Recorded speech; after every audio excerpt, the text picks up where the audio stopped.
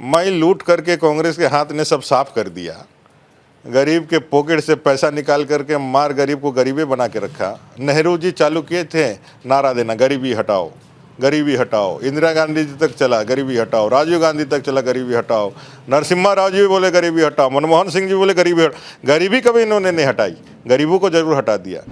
गरीबों के घर द्वार पैसा सब लूट करके उन्होंने अपनी तिजोरियां भर ली।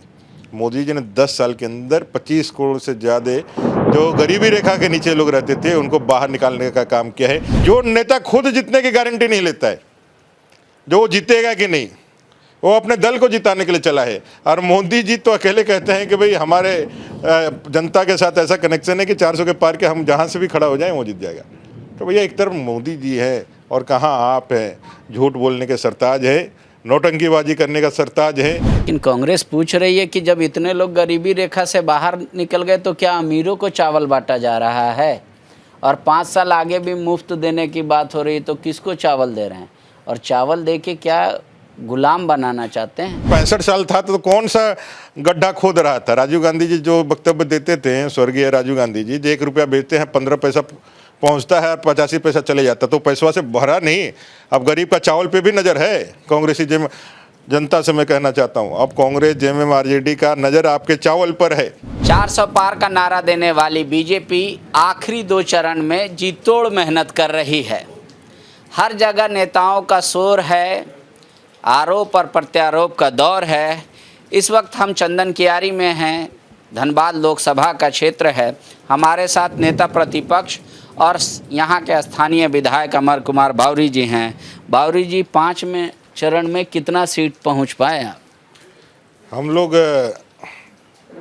350 पार कर गए हैं लगभग हमारा जो आंकड़ा है, और 2 चरण में हम लोग 400 के पार पहुँच जाएंगे। तो क्यों ज़रूरत है 400 का? बुरा बहुमत कहते तो समझ में आता। 400 का नारा क्यों लगा रही है बीजेपी?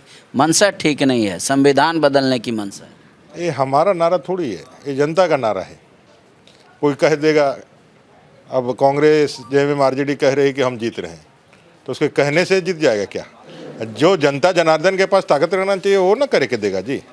तो जनता जनार्दन चाहती है कि 10 साल में जो मोदी जी ने जो कार्य किया है, 10 साल के अंदर में मोदी जी ने जनता के लिए ईमानदारी के साथ काम किया है। और देश के अंदर जो आज सामर्थ्य जगह है जनता का, वो आगे बढ़ते रहना चाहिए।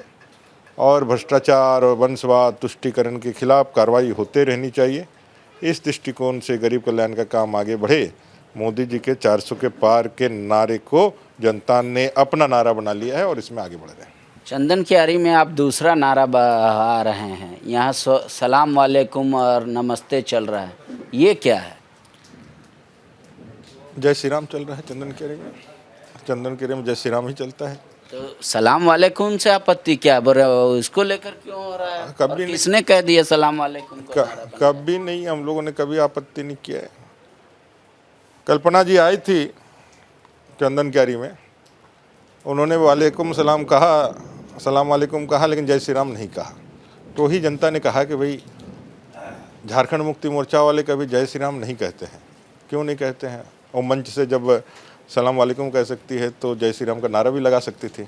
लेकिन जैसे ही जय श्री राम का नारा लगता है उनके पेट में दर्द होने लगता है, उनके कानों में जैसे पारा। आप हेमंत सोरेन जी को याद करेंगे, हेमंत सोरेन जी करते हैं जय श्री राम का नारा लगा, लगता है पागल हो जाएंगे हम। जैसे ममता दीदी बौखला जाती है, उसे ही हेमंत सोरेन जी बौखला जाते हैं, उसे ही ये जितने भी विरोधी दल के लोग हैं, ये राम के नाम से ही इनको जैसे लगता है जो खलबली मच जाता है। अरे भाई, हिंदुस्तान में हैं आप, आपके सारे लोगों के पूर्वज हमारे यही सनातनी भाई, यही सनातनी हमारे पूर्वज हैं। उनके नारे से आपको क्यों तकलीफ होती है? तुष्टीकरण की राजनीति करके जो वोट बैंक को आप इंटेक्ट करके और चाहते हैं कि यहाँ सत्ता हासिल करके लूटें, तो अब नहीं चलने वाला है। भारत देश का नागरिक, झारखंड का नागरिक जाग चुका है और उनको मालूम है कि भाई देश किस हाथ में और कैसे सुरक्षित है, झारखंड किस हाथ में कैसे सुरक्षित है। पिछले बार तो पीएन सिंह ने एक अच्छा मार्जिन लिया था, लीड लिया था चंदन कियारी से। इस बार ढुल्लू जी को उम्मीदवार बनाया है बीजेपी ने। कई तरह के आरोप लग रहे हैं कि दबंग हैं, 50 केस है, उनका वर्किंग स्टाइल अलग है। तो इस बीच अब क्या है, ये तो आपकी प्रतिष्ठा दाव पर है कि कितना यहाँ से लीड मिलेगा या नहीं मिलेगा। प्रतिष्ठा कार्यकर्ताओं की है, चंदनकारी के कार्यकर्ताओं की प्रतिष्ठा इससे जुड़ी हुई है। और दूसरे लोगों को वोट देगा क्यों, कोई तो एक कारण बता दीजिए। 65 साल कांग्रेस शासन में रहा, कुछ नहीं किया, अब उनको और क्यों शासन चाहिए? जेएमएम आरजेडी को क्यों शासन देगा? इस बार मार्जिन चंदनकारी से 2 लाख से ज़्यादा का संकल्प भारतीय जनता पार्टी के कार्यकर्ताओं ने लिया है, और 2 लाख से 2.5 लाख हो जाए तब भी आपको इसमें समझ लीजिए कोई आश्चर्य नहीं होना चाहिए। चंदनकारी में वोटिंग परसेंटेज भी लोग अच्छा करते हैं। अब वो सब नया सगुफा कुछ छोड़ देंगे जब भी वोटिंग मत करो। ये सारे लोग जो जीत का दावा कर रहे हैं ना, 4 तारीख को ईवीएम हैक होने का रोना रोएंगे, कोई ना कोई बहाना खोजेंगे और चालू हो जाएंगे। ये मैं ये कह रहा हूँ। अनूप जी जो हैं यहाँ कांग्रेस प्रचार कर रही है कि सीसीएल को बचाना है, सरकारी नौकरी सीसीएल का चाहिए, झरिया को बचाना है, आप लोग उसको उजाड़ने आए हैं, इसलिए कांग्रेस को वोट कीजिए। एयरपोर्ट, रेलवे स्टेशन बोल रहे ये बचाना है तो कांग्रेस को वोट कीजिए। बोल रहे मोदी जी आएंगे सब बेच देंगे। मैं लूट करके कांग्रेस के हाथ ने सब साफ कर दिया, गरीब के पॉकेट से पैसा निकाल करके मार गरीब को गरीबी बना के रखा। नेहरू जी चालू किए थे नारा देना, गरीबी हटाओ, गरीबी हटाओ। इंदिरा गांधी जी तक चला, गरीबी हटाओ। राजीव गांधी तक चला, गरीबी हटाओ।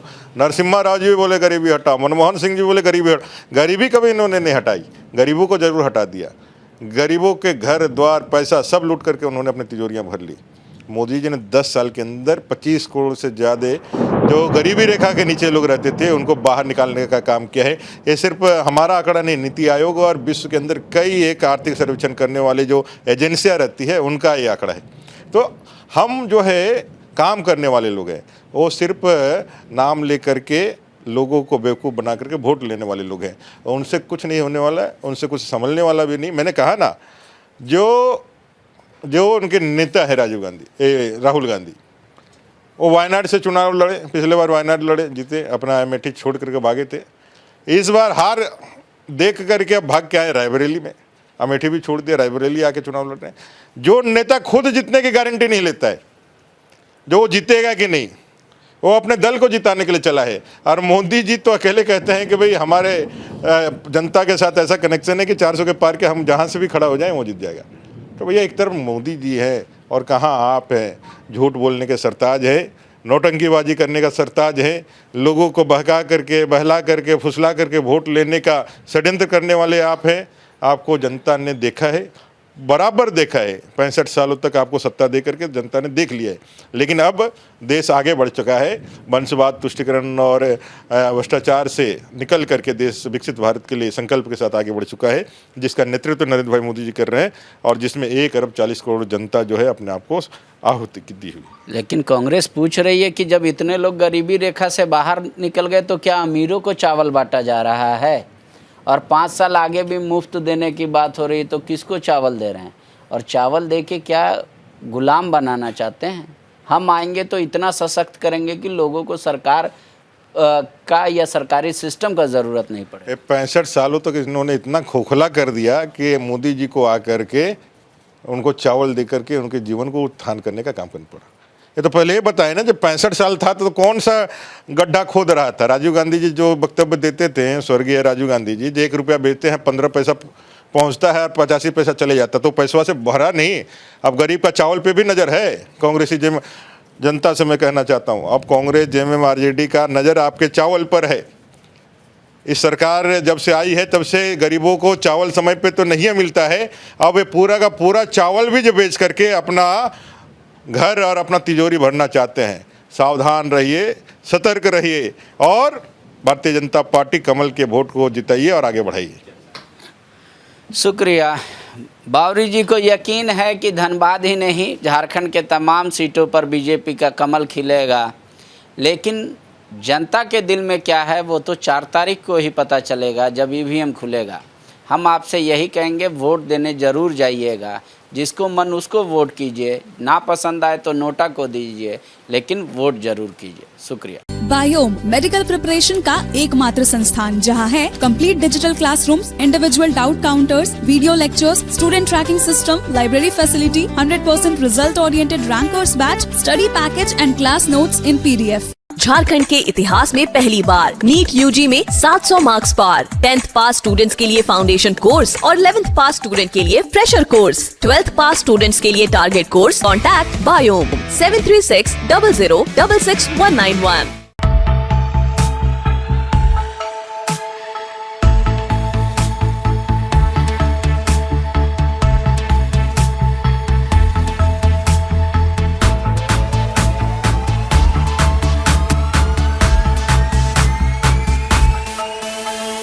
thefollowup.in. Like, share, and subscribe. www.thefollowup.in